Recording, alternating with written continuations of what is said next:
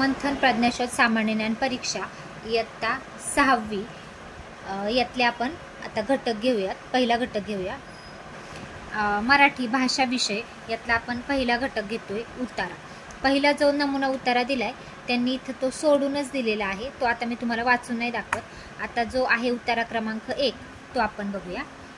महाराष्ट्र हा खऱ्या अर्थाने संतांचा देश आहे. इथे संतांची परंपरा गेली 7 शतके अखंडित चालू आहे. लोकसेवेचे महामंदिर संतांनी या महाराष्ट्रात उभारले. त्याचा पाया ज्ञानेश्वरांनी, भिंती नामदेवांनी आणि घुमट एकनाथांनी रचला, तर कळस तुकोबांनी पूर्ण केला. या शतकात गाडगे महाराजांनी त्या कळसावर पताका चढवली. परोपकार हा संतांचा स्वभावच आहे.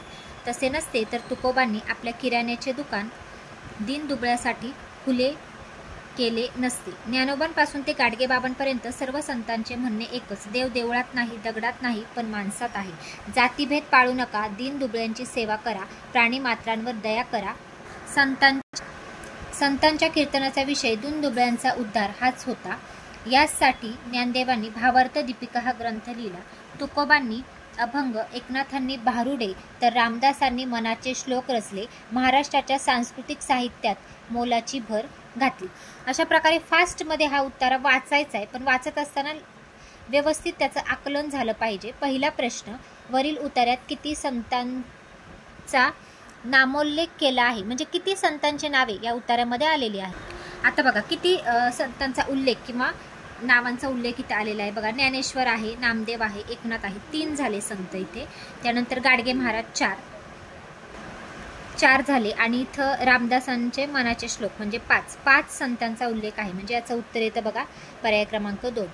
पुढचा प्रश्न, उत्तर चुकले आपलं. बघा 6 संत आहेत. ज्ञानेश्वर, नामदेव, एकनाथ, तुकोबा 4 आणि गाडगे महाराज 5 आणि इकडे पाठीमागे इकडे त्यांनी संत रामदास दिलेत, म्हणजे असे 6 झाले. तर पर्याय क्रमांक 3 उत्तर येतं. दुसरा प्रश्न बघा, संतांच्या जीवनाचे कार्य कोणते. तर बघा आता याच्यामध्ये बघा जीवनाचे कार्य, तर याच्यामध्ये पर्याय क्रमांक 2 लोकसेवा हे उत्तर आहे. तिसरं, भगवद्गीता कशास म्हणतात. आता भगवद्गीता सगळ्यांनाच माहिती आहे. आपण ज्ञानेश्वरांनी जो भावार्थ दीपिका लिहिलाय त्याला त्या ग्रंथास म्हणतो, म्हणजे पर्याय क्रमांक 2 उत्तर आहे. चौथा बघा, लोकसेवेच्या महामंदिराचा घुमट कोणत्या संतांनी रचला. आता इथे दिलेला आहे बघा, घुमट एकनाथांनी रचला.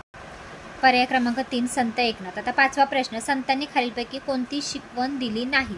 बघा, दीनदुबळ्यांची सेवा करा, जातीभेद पाळू नका, देवळातील देवाची पूजा करा आणि प्राणीमात्रांवर दया करा.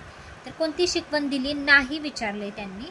त्याचं उत्तर 3 देवळातील देवाची पूजा करा. 6वं, संतांनी खालीलपैकी कोणती शिकवण दिली आहे. 2 अचूक पर्याय इथं निवडायचे. तर दीनदुबळ्यांची सेवा करा बरोबर आहे, जातीभेद पाळा नाही चूक, प्राणीमात्रांवर दया करा बरोबर आणि देवळातील देवाची पूजा करा चूक, म्हणजे 2 अचूक पर्याय शिकवण दिली 1 आणि 3, याचं 6चं उत्तर येतं.